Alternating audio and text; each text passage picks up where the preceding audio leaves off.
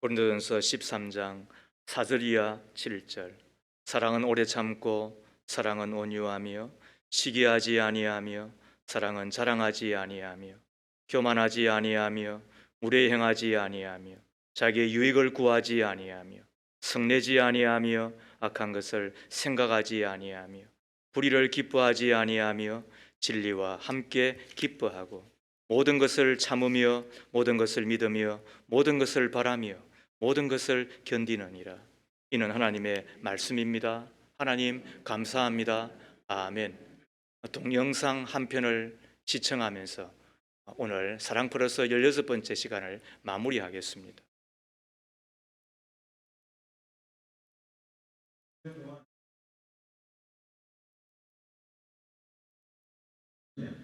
케이트는 기적을 임신했지만 그녀는 임신한 지 6개월 만에 분만실로 쌍둥이를 이수했다.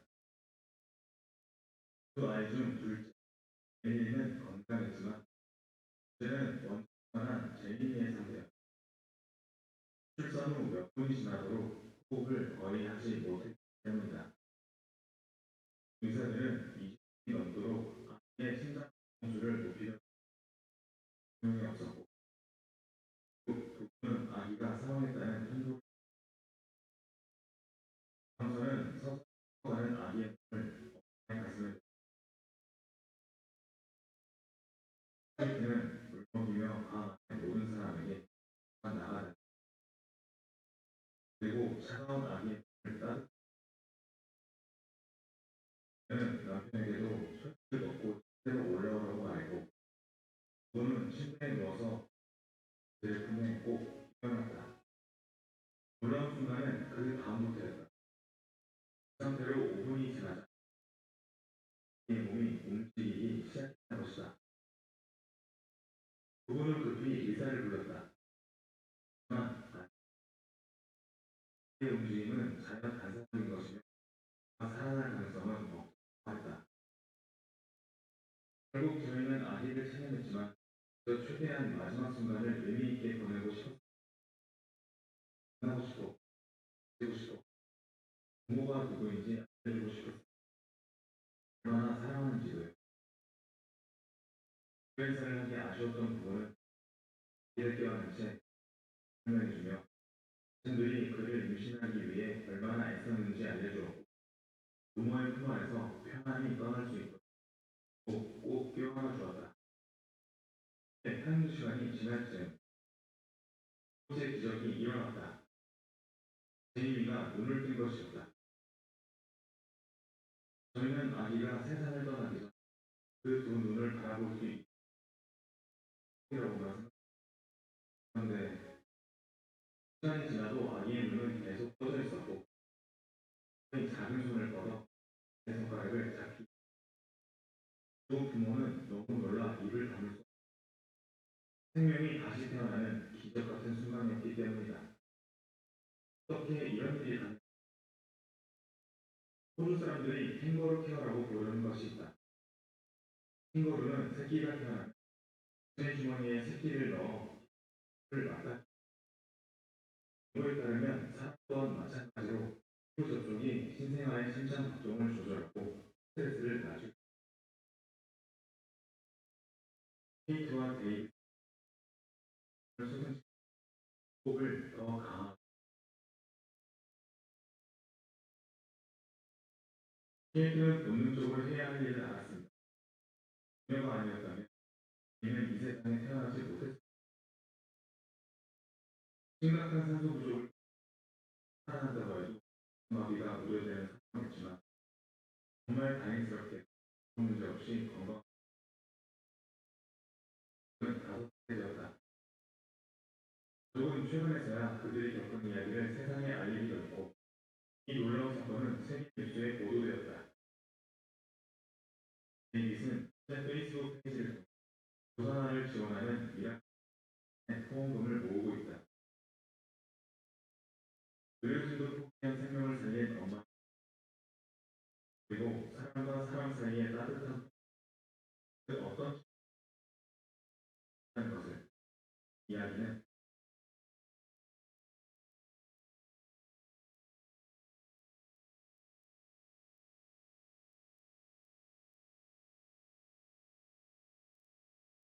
사랑은 과학이 설명할 수 없는 위대한 힘이 있습니다.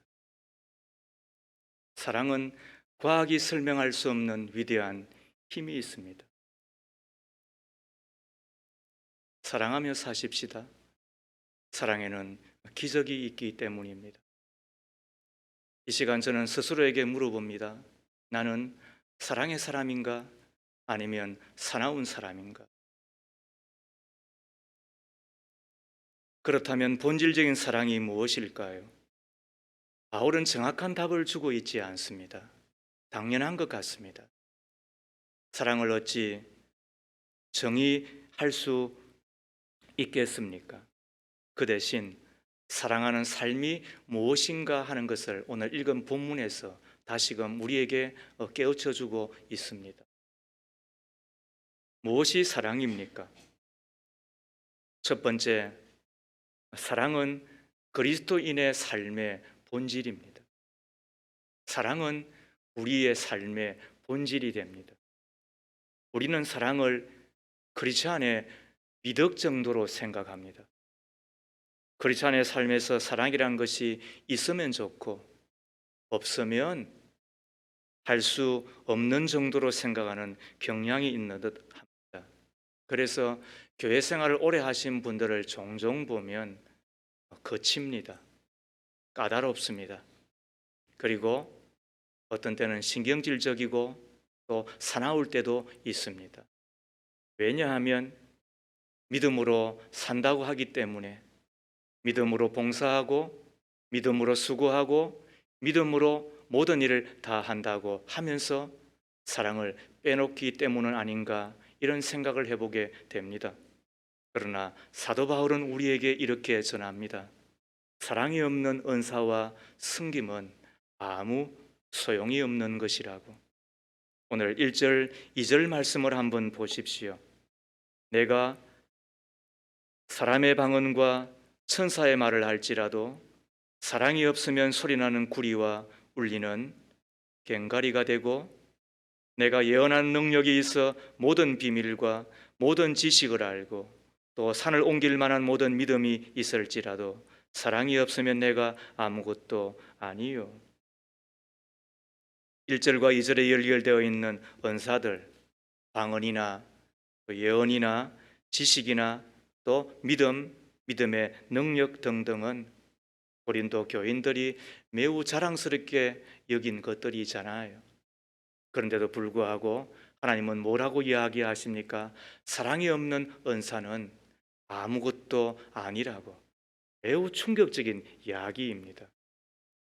믿음이 있노라 스스로 자랑하던 우리에게 사랑은 있느냐라고 물어보는 것입니다. 3절 말씀은 이렇게 또 시작이 됩니다. 내가 내게 있는 모든 것으로 구제하고 또 내 몸을 불살에게 내줄지라도 사랑이 없으면 내게 아무 유익이 없느니라. 가진 것을 다 나누어 주어도 사랑이 없으면 아무 유익이 없다고 말씀하시는 하나님의 음성을 들으십시오.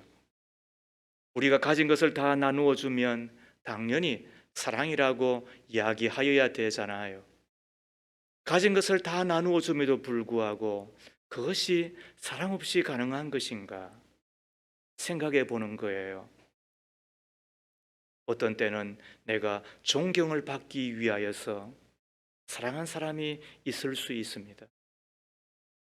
어떤 경우에는 적선을 많이 하면 극락에 간다라고 하는 믿음 때문에 모든 것을 다 내어주기는 하지만 사랑 없이 되는 경우도 있을 수 있는 듯 합니다. 또 불사르게 몸을 내주어도 소용이 없다고 이야기를 합니다. 몸을 불사른다는 이야기는 순교하는 것을 의미하지요. 고난과 희생을 뜻합니다. 그러나 이것도 사랑이 없으면 아무것도 아니라고 이야기하는 하나님의 음성을 듣습니다. 어떻게 사랑 없이 이러한 헌신이 가능할까? 가능한 듯합니다. 우리나라가 한때 군사 독재 정권을 지나 그때는 이 강압의 시대를 산 적이 있잖아요. 그래서 반대하고 또 혹은 민주주의를 위하여서 데모하던 때였습니다. 그때 앞장서서 일하시던 분들 가운데 어떤 분들은 데모 중에 몸에 신나를 뿌리고 라이터를 켜서는 몸을 불사른 적이 있었습니다. 저들이 진정으로 사랑 때문에 그렇게 하였을까? 그들이 내면에 들어가서 생각해 보지 않았기 때문에 조심스러운 부분은 있지만, 그러나 또 한편으로는 정권에 대한 미움 때문에 그런 것은 아닐까, 이런 생각을 해보게 됩니다. 그러고 보면 사랑 없이도 자기의 몸을 내어놓을 수 있다는 뜻이 됩니다. 여기에서 사도 바울은 언사나 섬김이 필요 없다는 말을 하는 것이 아닙니다. 사랑이 빠진 언사나 사랑이 빠진 섬김은 우리에게 유익하지 않다. 어쩌면 주님을 만났을 때 이렇게 물을 겁니다. 너는 무엇을 하였느냐? 이것이 영적 긴장감입니다. 내 주님을 만났을 때에 너가 그 긴 세월 동안 사랑 없이 봉사만 하였느냐? 사랑 없이 승진만 하였느냐? 사랑 없이 희생만 하였느냐? 그러면 내게 아무 소용이 없는 것인데, 주께서 그렇게 말씀하실까 봐 우리에게 두려움이 있는 것입니다. 사랑은 첫 번째 그리스도인의 본질입니다. 그러므로 믿음만 가지고는 안 됩니다. 믿음도 더하여야 되지만은 사랑도 더하여야만 되는 것이 우리의 숙제이며 주님의 당부입니다. 두 번째로, 사랑은 평범한 것입니다.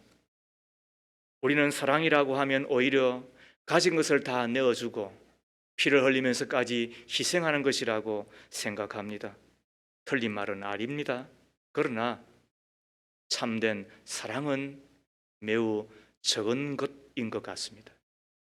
참된 사랑은 매우 작은 것에서부터 시작되는 듯합니다. 별것 아닌데 매일매일 만나는 사람들과 매일매일 부딪히는 관계 가운데서 내가 보여주는 적은 행동이 사랑이라고 성경은 가르치고 있습니다.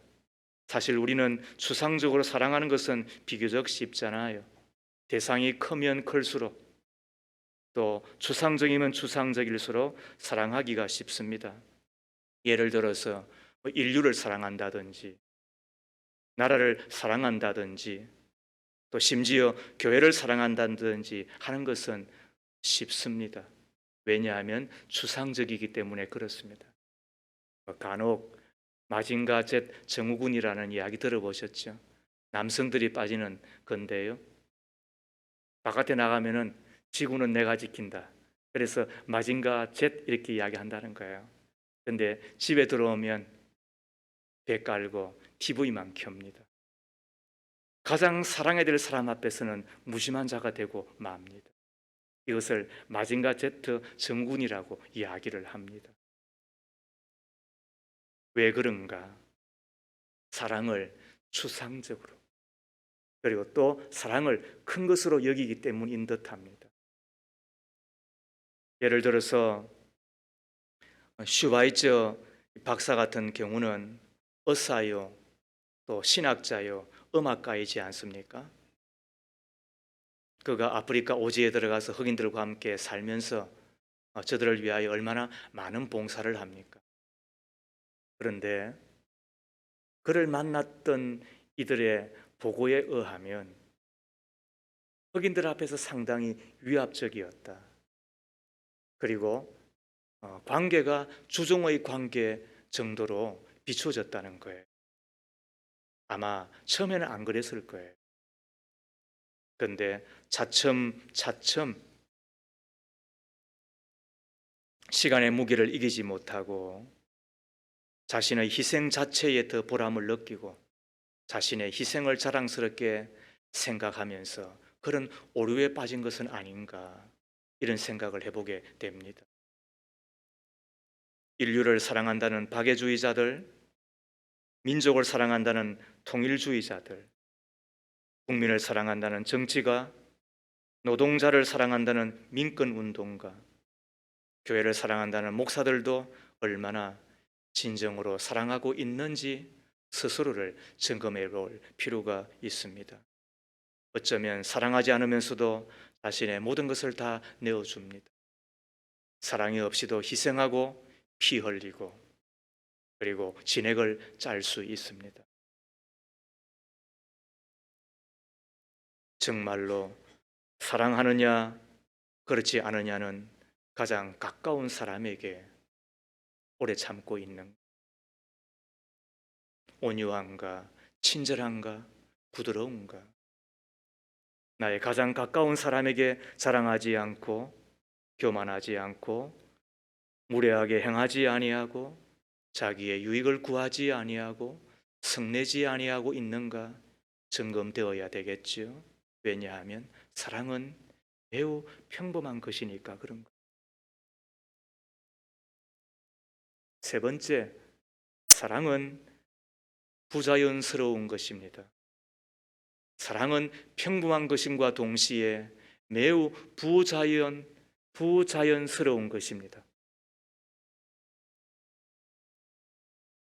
4절과 7절 말씀에 묘사된 것은 자연스럽지가 못합니다. 반대가 훨씬 더 자연스럽습니다. 그래서 4절과 7절의 말씀에 사랑이란 말 대신에 제 이름을 넣어서 한 번 더 읽어보겠습니다.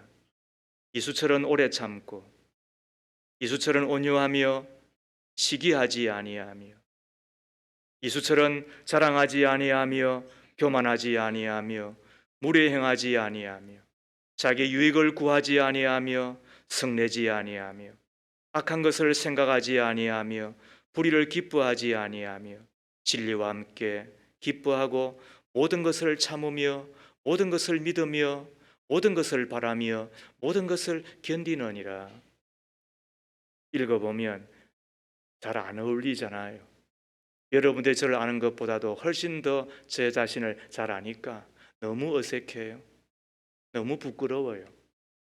자, 그렇다면 이제 사랑이란 말에 여러분들이 이름을 넣어서 읽으면 너무 지금 중구난방이 되니까 우리 4절 이하 말씀을 띄워주시는데 거기에 사랑이란 말에 나라는 말을 한번 넣고 한번 읽어보겠습니다. 나는 이렇게 말이죠.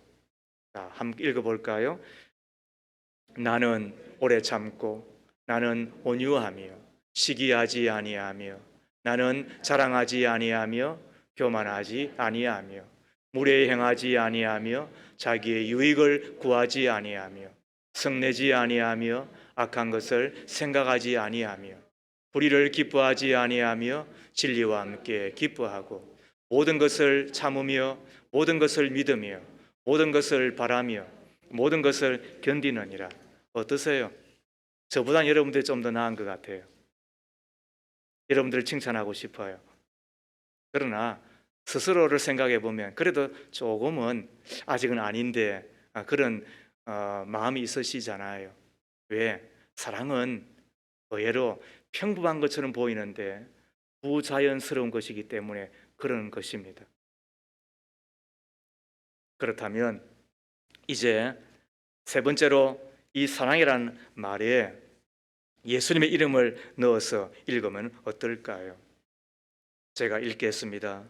예수님은 오래 참고 예수님은 온유하며 시기하지 아니하며 예수님은 자랑하지 아니하며 교만하지 아니하며 무례 행하지 아니하며 자기의 유익을 구하지 아니하며 성내지 아니하며 악한 것을 생각하지 아니하며 불의를 기뻐하지 아니하며 진리와 함께 기뻐하고 누가요? 예수님께서 모든 것을 참으며 모든 것을 믿으며 모든 것을 바라며 모든 것을 견디느니라. 어떤 생각이 드세요? 어울리는 정도가 아니고 맞다 우리가 그런 생각이 들잖아요. 예수님은 사랑의 하나님 자체셨으니까 말이지요.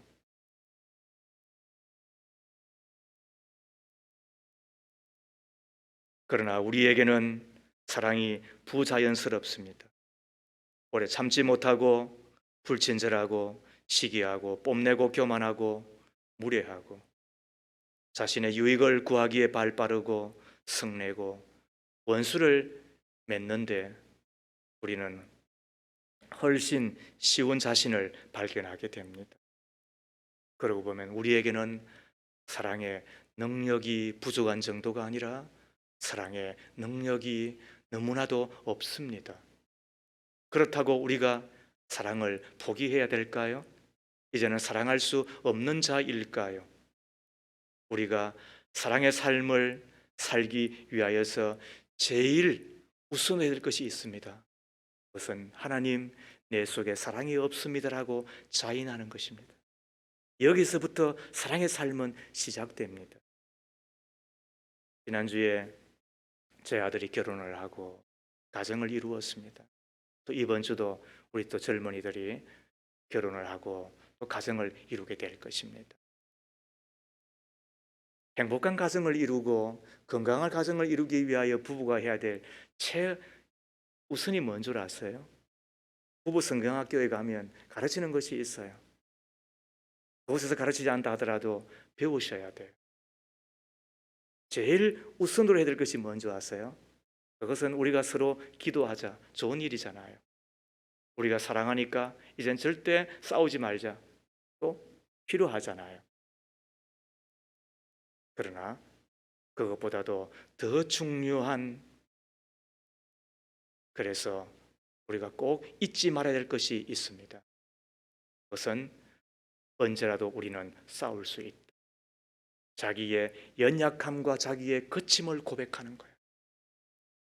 그리고 그것 때문에 삼가하고 그것 때문에 주님 앞에 간절히 구하며 사셔야 돼요. 내가 그런 자임을 알아야 돼.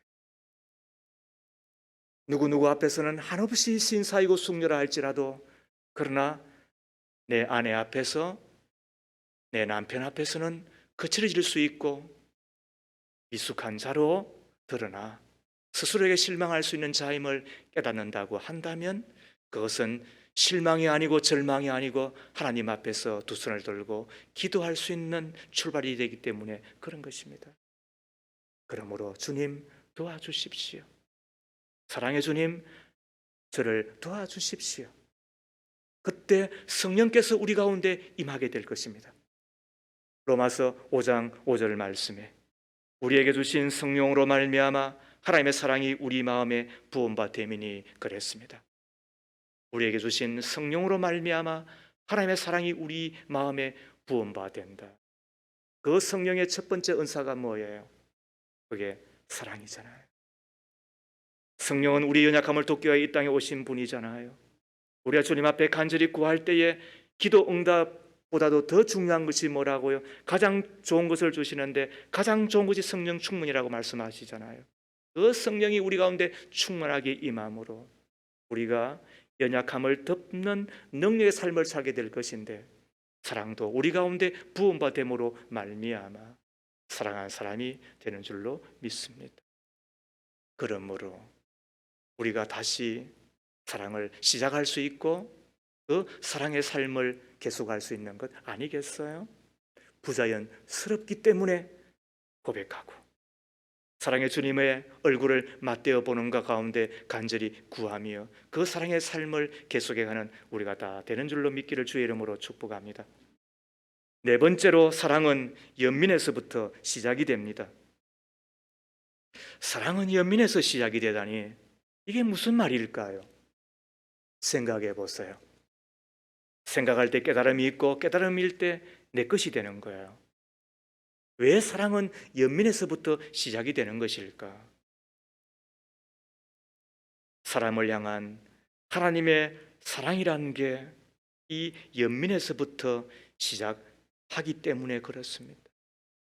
하나님께서 우리를 불쌍히 여기셨습니다. 우리를 불쌍히 여기셔서 아들 예수를 보내주셨습니다. 하나님께서 우리를 불쌍히 여기셔서 아들 예수를 이 땅에 보내시고 살을 찢으시고 피를 흘리시면서까지 우리를 품어 주셨습니다. 그게 연민에서 시작된 불쌍히 여기시고 긍휼히 여기신 하나님의 사랑인 것입니다.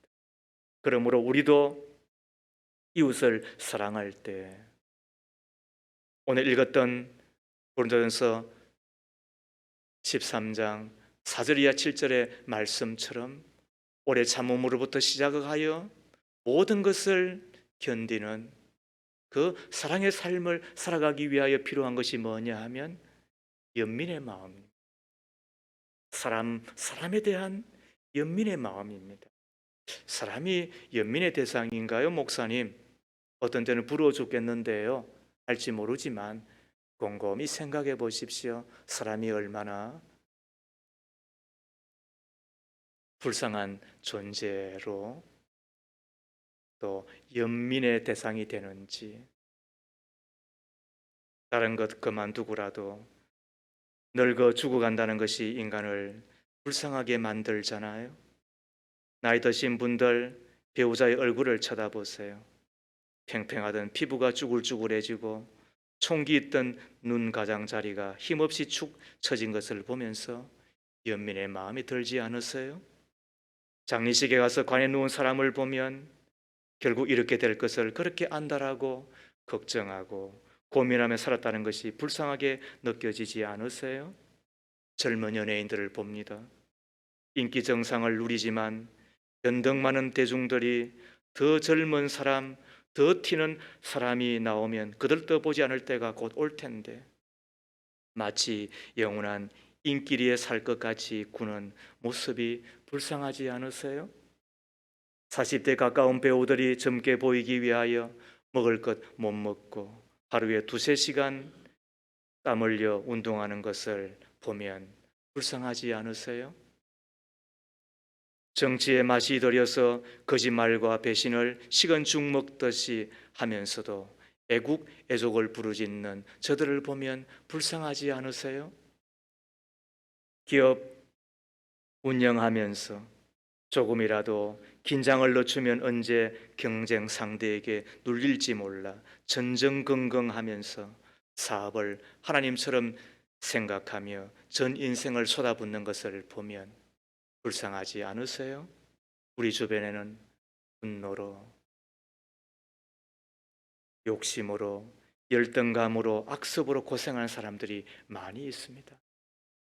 죄로 말미암아 고생하고 저주 가운데 살다가 죽으면 심판받을 수밖에 없는 우리들의 모습들이잖아요. 죄로 말미암은 것이잖아요. 모세의 말대로 인생의 연수가 70이고 강건하면 80이라도 그 연수의 자랑은 수고와 슬픔뿐이라고. 그런데 그 연수가 화살처럼 빨리 지나가니 얼마나 안타깝습니까? 그런데도 불구하고 아둥바둥 살려고 애쓰는 우리 자신을 보면 사람이란 이상한 존재잖아.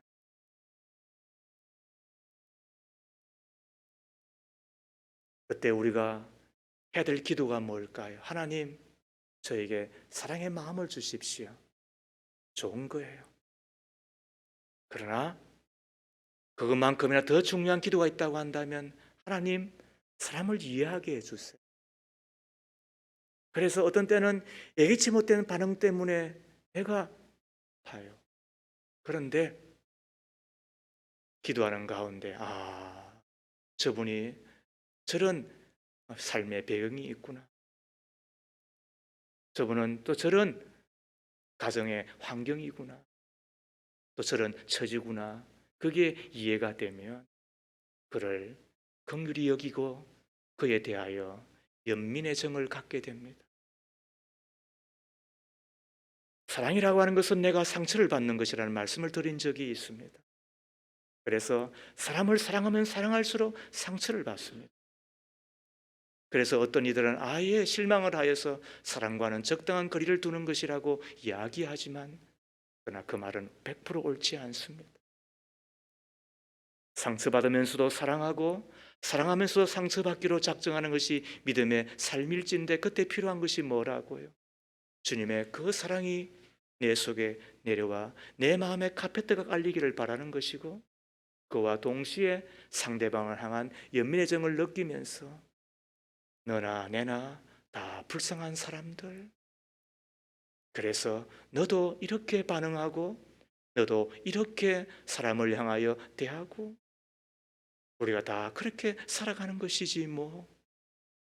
그러나 나는 상처 때문에 포기하지 않을 거야. 왜? 나도 연민의 대상인 것과 동시에 너도 연민의 대상이니 나는 사랑할 거야. 우리가 그렇게 결심하고 나가는 것 아니겠습니까? 사랑하며 사십시다. 사랑은 과학이 설명할 수 없는 위대한 힘이 있고 기적을 가져다 주기 때문에 그렇습니다. 사랑은 네 번째 뭐라고요? 연민에서부터 시작을 합니다. 마지막 다섯 번째, 사랑은 연습하셔야 됩니다.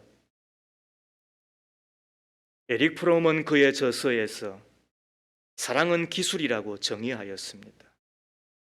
매우 중요한 의미라고 봅니다. 사랑은 이론을 이해함으로 되는 것이 아니라 반복되는 체험을 통해서 체득되어진다는 뜻입니다. 그렇습니다. 기술이란 어떤 단순한 기술도 이론의 이해만으로 내 것이 되기는 쉽지 않습니다. 기술은 훈련만으로 습득이 가능합니다.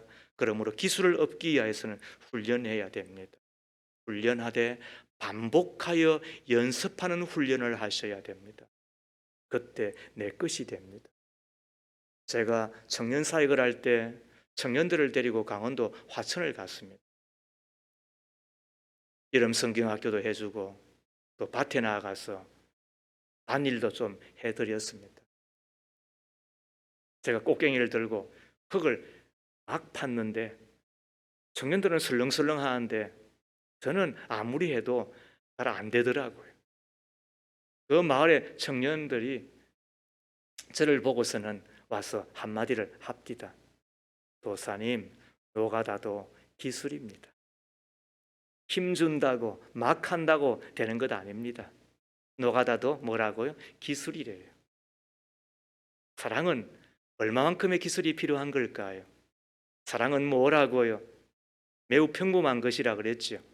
사랑과 매일매일 만나면서 내가 보여야 되는 것이 기술일진데 그 기술을 배우지 아니하고 그 기술을 연습하지 아니하고 그 기술을 내 것으로 만들기 위하여 반복하지 아니하고 내 것이 될 수 있다고 생각하는 것만큼 더 큰 착각이 어디 있겠습니까?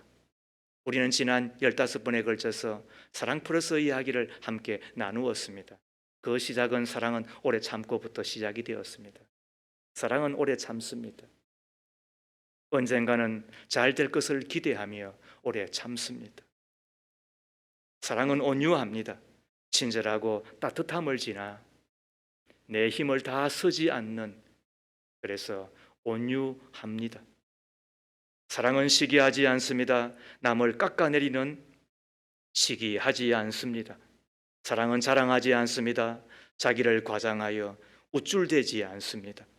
사랑은 교만하지 않습니다. 남을 무시하며 남을 깔아뭉개지 않습니다. 사랑은 무례히 행치 않습니다. 예의를 갖춥니다. 사랑은 자기의 유익을 구하지 아니하고 상대방의 유익을 구하여 줍니다. 사랑은 성내지 않습니다. 사랑은 열받지 않습니다. 사랑은 악한 것을 생각하지 않습니다. 사랑은 불의를 기뻐하지 않습니다. 사랑은 진리와 함께 기뻐하기 때문에 그가 진리의 사람이 되기를 바라고 진리 가운데를 인도하기에 열심을 냅니다. 그리고 사랑은 모든 것을 참습니다. 모든 것을 믿습니다. 모든 것을 바랍니다. 모든 것을 견딥니다. 모든 것을 견딥니다. 이 가운데 내한테 조금 불편한 것이 있다고 한다면 그것을 더 하여야 될 것으로 들어야 됩니다. 아직은 좀 더 연습이 필요한 것이 있다고 한다면 우리가 더 많이 연습하셔야 됩니다.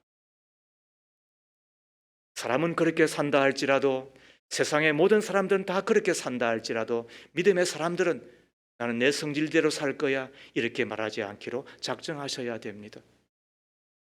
하나님의 사람들은 믿음으로 살면 되지 뭐라고 하는 말에서 벗어나 사랑을 살기로, 사랑의 삶을 살기로 결심하셔야 됩니다. 그리하여야 주님을 만났을 때에 착하고 충성된 종아, 내가 기대하고 내가 바라했던 대로 너가 했구나라고 주님의 상과 칭찬을 받게 될 것이기 때문에 그렇습니다. 우리는 마지막 주님을 만날 것을 기대하며 인생을 한 단위로 사셔야 됩니다. 그리고 그 마지막 삶의 단계에 주님을 만났을 때 우리가 계산당할 것입니다. 너는 믿음이 있느냐? 너는 소망이 있었느냐? 그리고 너는 사랑이 있느냐? 그 사랑만이 영원하다라고 우리 가운데 말씀하고 있는 것입니다. 하나님의 교회는 사랑을 연습하는 곳이잖아요. 그리고 목장도 사랑을 연습하는 곳이잖아요.